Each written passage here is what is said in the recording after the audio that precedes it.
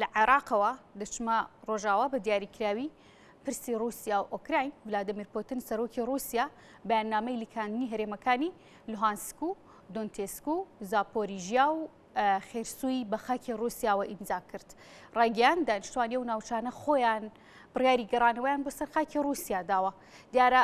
رووسیا و ڤلادیمیر پوتین بە دیاریکراوی مەبەستیرەوەی پێشتر ئەم چەند ناوچەیە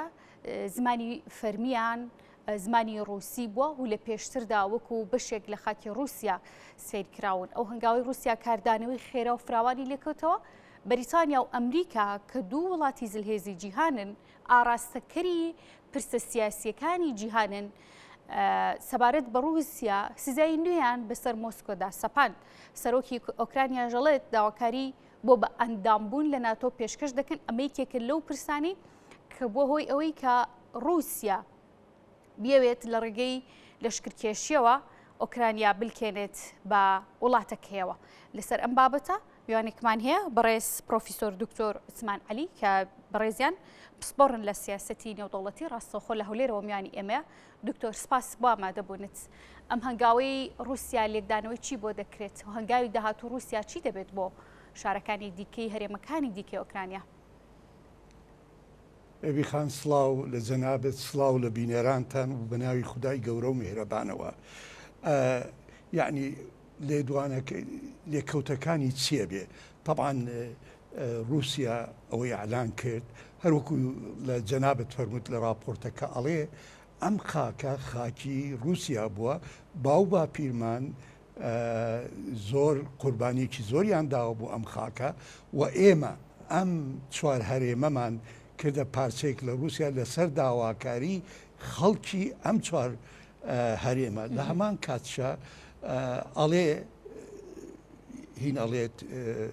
پۆتین چی ئەڵێ؟ ئەڵێ هیوادارین دژمنەکان ئەوە تێبگەن، ئێمە ئەمە ئەبێتە پارچەیەک لە خاکی رووسیا و ئەگەر خاکی رووسیا بکەوێتە ژێر مەترسیەکەوە یعنی ئێمە چیمان لە دەست بێ چی چەکێکمان هەبێ ئێمە بەکاری دێنین بۆ بەرهەڵستی لەم خاکەی کەوا خاکی بەشێکە لە رووسیا. اینجا هێوی خان لەیرەدا ئەوێ بڵێت ئەبێ دوای ئەم قەرارە شەڕ ئەبێ بووستێ لێدان لە مەثەلەن لەو چوار هەرێمە ئەڵێ ئەوە لێدانە لە خودی ئین چی لێکەوت چی چاوەڕێکرێ. طبعاً هین ئەمریکا بایدن ئەوە ئەمڕۆ قەراریدا بلیۆنێک و پۆینت یەک پاکجی یارمەتی عسکەری و ئابووری بنێرێت بۆی. دوایی لە محاولەیان کرد تاقەلایاندا لە مەجلیسی ئەمن لە ئاسایشی نێودەوڵەتی قەرارێ دەرکەن. طبعاًەوە نەیانتوانی ئەو بکەن بەڵام ئەیبەنە جەمعیە عمومی هینەتەوە یەکگرتەکان لەوێ قەرار بۆی دەرەچێ. لە هەمان کاتشە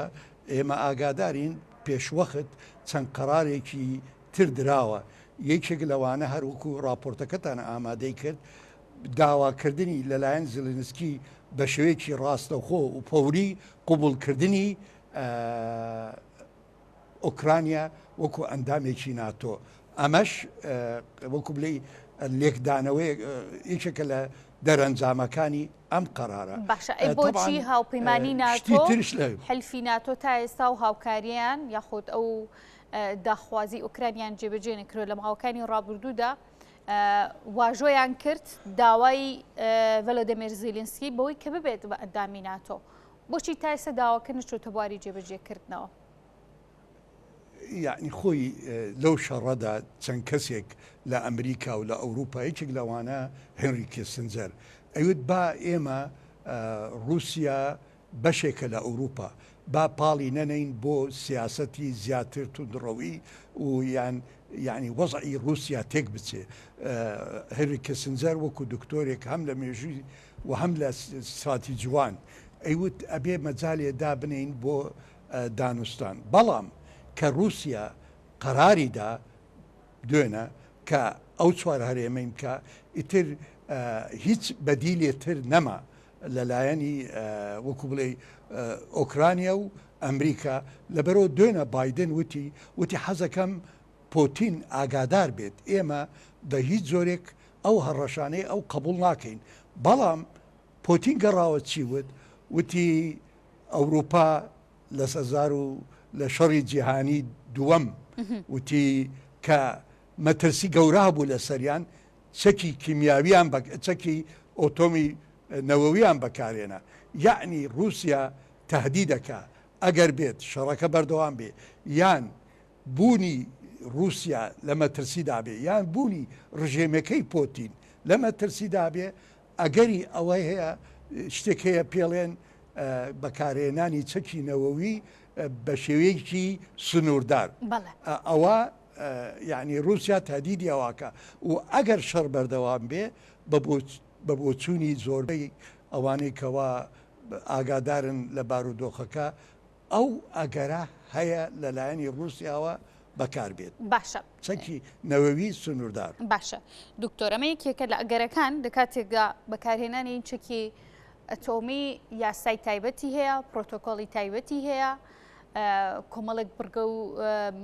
ئامانجی دیاریکراوی بۆ دیاریکراوە لە چ کاتێکدا کە بەکار بهێنرێت و بەکار نەهێنرێت ئەمە یەکێکە لە ئەگەرەکان بەڵام ئەم چوار هەرێمە کە لێستادا مۆسکۆ وەکو چوار هەرێمی سەر بە رووسیا ناساندوێتی لە سەدا 15 خاکی ئۆکرانیا پێک دەهێنن چ کاریگەریەکی لەسەر ئۆکرانیا دەبێت بە جیابوونەوەی ئەم چوار هەرێمە لە وڵاتەکەی هەروەکوتت هەبی خان لە 15 و ئەو شوێنانە گرنگن لە بواری ئابوووریەوە بۆ ئوکرانیا یعنی بۆ نمونە لە با بڵێن لە زراعەتی گەنمدا ئەو شوێنانە زۆر گرنگن لە هەمان کاتە پۆتین ئەوێ لەگەڵ ئەو چوار هەرێمە تەبان لەگەڵ دورگای قەرمدا ئەوێ ئوکرانیا مەحروم کە لە گەیشتن بە ئاو یعنی ببێتە وڵاتێک لە هەموو لایەکەوە مەحسوور بێت لە هەمان کاتشدا یعنی کە ئەڵێن تو باسی ئەگەرەکەی ئەگەری بەکارهێنانی چی پێڵێن چەکی نەوەوی سنووردار رووسیا چێڵێ ئەڵێ ئێمە بە گوێرەی برگەی 51 لە میساقی نەتەوە یەکگرتوەکان ئەمە ئەڵێ دیفاع لە نەفس ئەمە ئێمە بەرهەڵستێکین لە وجودی خۆمان لەبەرەوەی ناتۆ هاتووە لە هەموو لایەکەوە لە دراوسەکانمان چەکی نەوەوی دانێت قومبەلەی نەوەی دانێت لە دراوسێکامان ئەمە مەترسی خودی رووسیا بوونی خودی رووسیا ئەکاتە ژێر مەترسیەوە ئەمە بەندێکە بەڵام با بڵێن ئەوانەی کەوا شارەزان لە قانونی دەولێلێن ئەڵێن بەرهەڵستی بە گوێرەی مادەی 51 ئەبێ وڵاتەکە لە مەترسیدا بێ و ئەو وڵاتە غەز و کرابێ هەر بە یعنی وڵاتێکی دراوسێ یان چەند وڵاتێک غەزوی رووسیا بکەن لێرەدا رووسیا خۆی لە 22 فەبریۆری پار ئەم شەڕی دەستی پێ کردووە لەبەرەوە ئەم بەرگەیە هی نابێت لەسەری و هەماشێت دوێنە غۆتەرێس ئۆنتۆنیۆ غۆتەرێس ئەمینی گەشتی نەتۆ یەکگرتوەکان وتی لێکاندنی ئەم چوار هەرێمە دژی یاسای نێودەوڵەتیە و بە هیچ جۆرێ قبول ناکرێت وتی ئەمە مخالەفە بە کوڵەی شکاندنی مادەی برگەی 2 لە میثاقی ئومەم متحیدە پاراگرافی 4 کە ئەڵێ نابێ هیچ وڵاتێکی کە ئەندامی نەتەوە یەکگرتوەکانە لەلایەن وڵاتێکی ترەوە سەروەریەکەی بشکێنێ باشە دکتۆر ئەمە هەر یەک لە ئەمریکا و نەتەوە یەکگرتوەکان و بەریتانیا بەڕاستەوە خۆ هەڵوێستی خۆیان دەربڕیەوە و دژی بڕیارەکەن کەواتە کێنە وڵاتانی کە دەتوانن لە ڕووی یاسایی و لە ڕووی پرۆتۆکۆلیەوە مامەڵی ئابووری و سیاسی و بازرگانی لەگەڵ ئەم چوار هەرێمەیە بکەن و لەگەڵ رووسیاشا بکەن پێویستیان بەدان پێدانانە دوجار ئەم هەرێمانە چۆن مامەڵەیان لەگەڵدا دەکرێت خۆی تاکو ئێستا زۆر لە سەتا با بڵێن زۆربەی وڵاتانی ئەندامی نەتەوە یەکگرتوەکان کە ئەندامن لە نەتەوە یەکگرتوەکان سەرکۆنەی ئەم کارەیان کرد تەنها پاکستان نەبێش ئەوش پاکستان و بێلەڕۆسیا و هەنگاریە وسکتە لەسەری ئەمانە پەیوەندی تایبەتیان هەیە لەگەڵ رووسیا لەبەر بارودۆخی خۆیان پەیوەندی ئابووری پەیوەندی وزە ئەمانە کێشیان نابێت تەعاملکردن لەگەڵ با بڵێین رووسیا دوای ئەم کارە بەڵام خۆی هەر دوێنە ئەندام با بڵێن یان بۆلۆنسکی کە هینە ستۆلنسک کە سکرتێری ناتۆیە وتی ئێمە لەمە دووە یارمەتیەکانمان بۆ وڵاتەکانی دەور و پشتی رووسیا زیاترەکەین ئامادەباشیمان زیاترە بێ وا لە هەمان کاتە ئابوووریەکە با بڵێن چەند ئیجراعاتێکە کرێ لە بواری ئەبلوقەدانی رووسیا بە شێوەیەکی زیاتر یعنی لەم کارانە زیاتر ناتوانن بکەن بەڵام بەڕاستی ئەم کارەی با بڵێن پۆتین لە دوا ڕۆژێکی دووردا زەرێکی زۆرێ بێ بۆ ڕژێمی پۆتین چکە ئەمڕۆ و دوێنە و حتا پێرش لە رووسیا لە چەند شارێکە هین هەیە خۆ پێشاندان هەیە چکە ئەو داواکە 300,000 جوندی بچێت بۆ ئۆکرانیا 300,000 سپای یەدەک خەڵکەکە ئەڵێن ئێمە 70,000 کوڕمان مردووە ئامادە نین خەڵکی تر بڕوە لەبەرەوە یعنی بەڵێ دکتۆر هاوشان لەگەڵ ئەوەی کە رووسیا هێرشەکانی بۆ ئۆکراین دەست پێ کردووە هەر لە سەرەتای هێرشەکانەوە جۆرێک لە گرژیش لە نێو عێراقدا هاتۆتە ئاراوە پرسی ئێران و پرسی تورکیا بە هەمان شێوە دێنەوە بەرباس لە ماوەی ڕابردوشدا هەرێک لە سەرکردانی تورکیا و رووسیا سەردانێکی ئێرانیان کرد لە ئێستادا لەگەڵ کاندنی ئەم چوار هەرێمە بە ڕووسیاوە هێرشەکانی تورکیا و ئێرانیش بۆ سنوورەکانی هەرێمی کوردستان دەستیان پێ کردووە پێ دوایە ئەمە بەرئەنجامی ئەو سەردان و کۆبوونەوە سێقۆڵی بێت کە بۆ ئێران ئەنجام درا و ڕێکەوتنی سێقۆڵی هەرسێکیان بێ پەیوەندیان بێکەوە هەیە هەیبی خان دوێنە ئوردەغان بە شێوەیەکی ڕسمی وتی ئێمە ئەو کارەی لێکاندنی ئەو چوار هەرێمە بە هەڵازانین و ئێمە داواکەین دامستن ببێ لە بینیان لەبەرەوە مووقفی ڕسمی تورکیا دژی ئەوەیە چونکە تورکیاش ئەترسێ لە دوا ڕۆژیەکی نێزیکدا یان دووردا کارێکی وا بکرێت لە ناو خاکی خۆی چونکە پۆتین چی بیانوەیەک بەکاردێنێ بەڵام جۆرێک لە هاوسۆزیش لە نێوان تورکیا و رووسیا هەیە بەڵێ طبعا ئەوەی جەنابەت فەرمووت هێوی خان 2 هەفتە بەلەیستا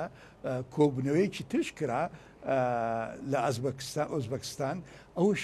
تورکیا و ئێران و رووسیا و بە تایبەتی ئێران قبول کرا وەکو ئەندامێک لە ڕێکخراوی شانگەهای ئەو ڕێکخراوە وەکو بڵێ ئەوەش ئەبێتە محوەرێک دژی غەرب و دژی ئەمریکا لەبەرەوە بەڵێ ئەوەی جەناب تەڵێی ڕاستە بەڵام هەر کاتێک ئێران و تورکیا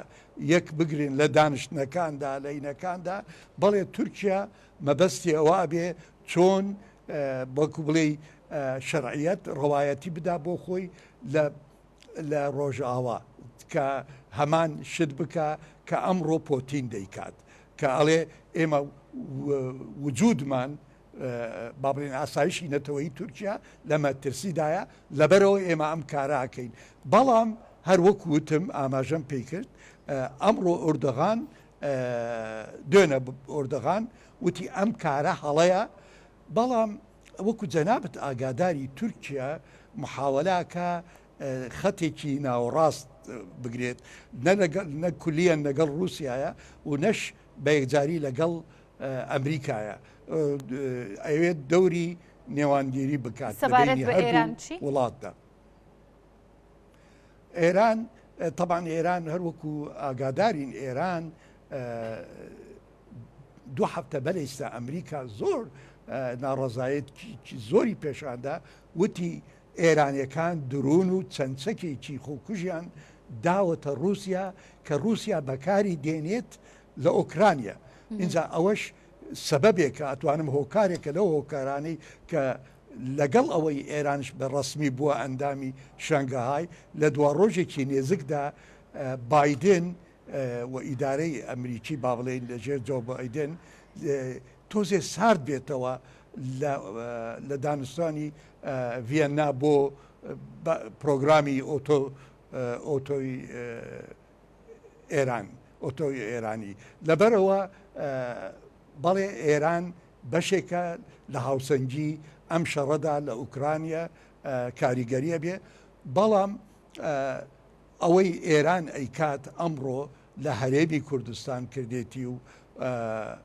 ئەوە کۆنە ناتوانین بڵێن پەیوەندی ڕاستەوخۆیەیە بەو ڕووداوانەی کە ئیستا لە ئوکرانیا بەڵام ئەوەی ئێستا ئێران دەیکا ڕەنگە جیاواز بێت لەوەی ڕابردوو لە ڕابردوودا ئەوەی کە کراوە هیچ پشتیوانیەکی نە بۆ ئێران بۆ ئەنجامدانی بەڵام ئەوەی ئێستا ئەو هێرشانەی دەیکات بۆ ناوخای کێرەوی کوردستان جۆرێک لە پشتیوانی تورکیا و هەم ڕووسیاش بەدی ناکرێت بەڵێ رووسیا یعنی لە زۆکۆ لەگەڵ ئێرانە دوای بە تایبەتی دوای پرسی دوای ڕاپەڕینی ملەتانی سووریا رووسیا و ئێران زۆر نێزک بوونە لە یەکتری و بەڵێ ئێستا رووسیا وسکتە لەو باڵێن ئێران ئیدانەی لکاندنی ئەم چوار هەرێمەی نەکردووە بەڵام تورکیا کردی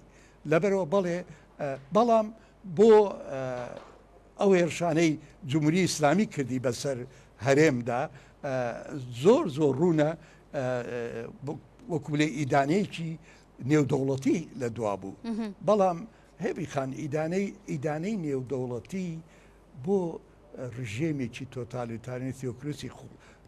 ئاخوندەکانی ئێران ئەوەنە گرنگ نییە دیارە کێشەیەک لە وێنەکەی دکتۆر عوسماندا دروست بوو دیارە وردە هەر لە کات تاوابوونی کاتی بەرنامەکەیش بە کۆتایی داهاتین زۆر سپاس بۆ بەڕێز پرۆفیسۆر دکتۆر عوسمان عەلی کە بەڕێزیان پسپۆری سیاسەتی نێودەوڵەتی بوون ڕاستەوخۆ لە هەولێرە و میانی ئێمە بوون ماندوو نەبن